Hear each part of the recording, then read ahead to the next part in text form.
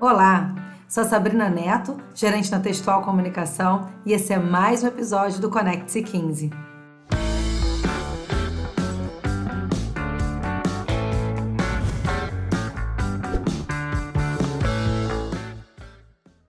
O tema da nossa conversa de hoje, com a Heloísa Binello, gerente de comunicação e de acesso à água no Instituto Coca-Cola Brasil, vai falar sobre a flexibilidade e adaptação nas ações de impacto social.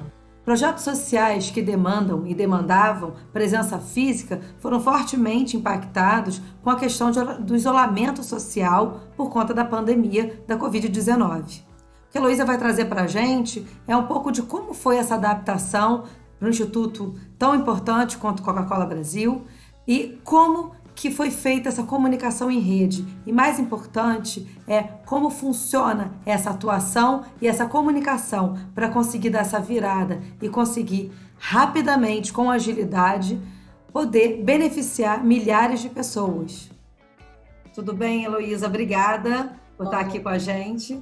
Bom, eu ia te pedir primeiro para você descrever um pouquinho a atuação e o que é o Instituto Coca-Cola Brasil.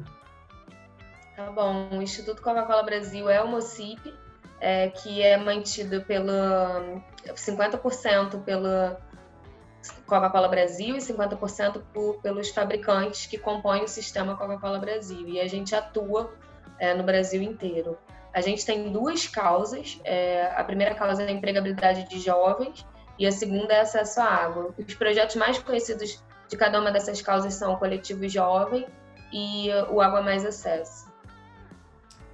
Legal. A gente sabe, né, que em março chegou a pandemia, né, fortemente ao Brasil e que limitações foram impostas, né, principalmente a da presença física, né, porque a principal orientação é o isolamento social. Como é que foi isso para dar continuidade às ações do Instituto? Acho que eu preciso responder essa sua pergunta em duas fases. A primeira fase é as atividades que a gente já vinha fazendo e que fazem parte do projeto original. Como que a gente fez para continuar? E flexibilidade e adaptabilidade, acho que são as palavras do momento, né? Então, no caso do coletivo, como é que a gente está ainda vendo formas de acabar o ciclo 1 de forma digital, mas a gente sabe que para as comunidades esse é um desafio e a gente vai ter que fazer testes e entender o melhor formato. E a gente já mandou algumas tarefas para manter os jovens motivados. No caso de acesso à água, a gente também, como tem toda uma iniciativa de infraestrutura, a gente começou a ver o que era possível, o que não era possível ser feito, o que dava para ser antecipado. Então, também teve que se adaptar a esse contexto. Mas, mais do que isso, a gente entendeu que essas comunidades vulneráveis, que é o segundo lado que eu falei da resposta, elas, nesse momento, elas estavam ainda mais vulneráveis, essas comunidades que a gente já trabalha, né? E que abre um gap de necessidade nesse momento que a gente não podia só fechar os olhos e só resolver o que a gente já estava resolvendo antes. Então, a gente para e se questiona de como que a gente pode ajudar, né? Mesmo que a gente tenha que abrir mão da nossa causa raiz, né? Que eram aquelas duas que eu falei no início, de empregabilidade, de acesso à água. E aí a gente fez projetos tanto para as comunidades urbanas quanto para as comunidades rurais.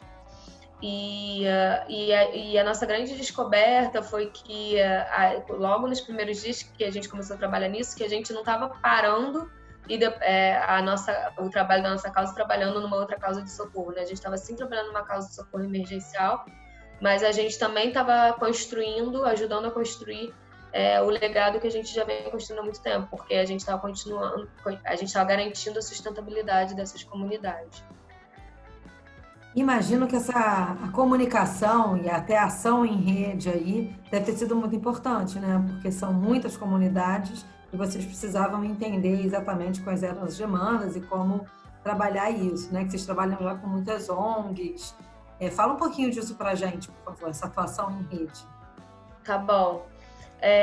Eu vou até explicar um pouquinho o que a gente fez. No final, a gente fez socorro a mais de 6 milhões de pessoas através de conscientização, segurança alimentar e higienização, porque era o que a gente entendia que nesse momento ia ajudar mais.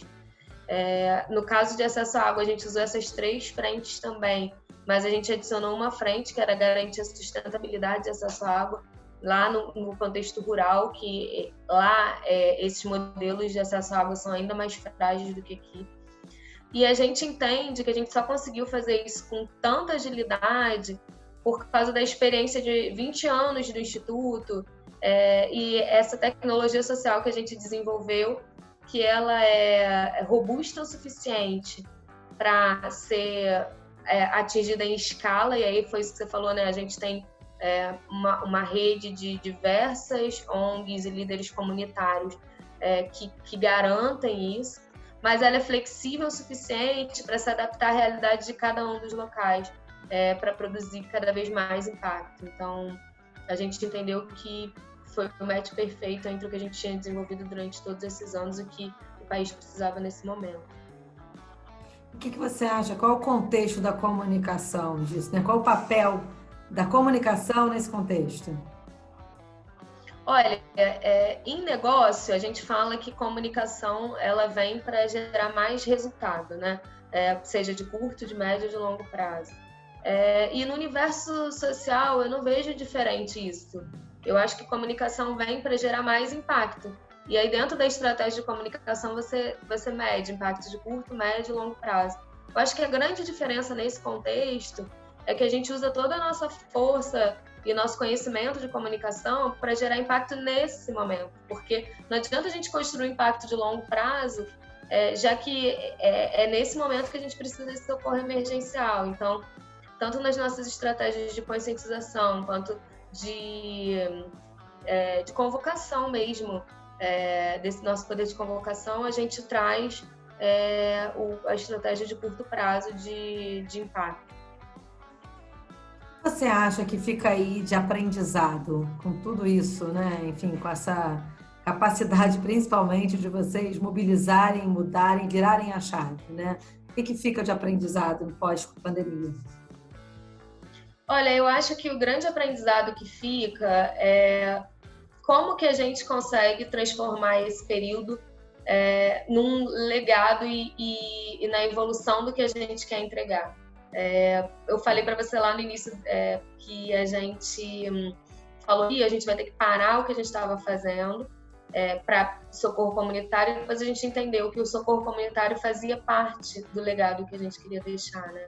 Então, como que nós, como organizações, conseguimos pensar o que a gente quer construir e como que a gente entende esse momento como parte disso, né?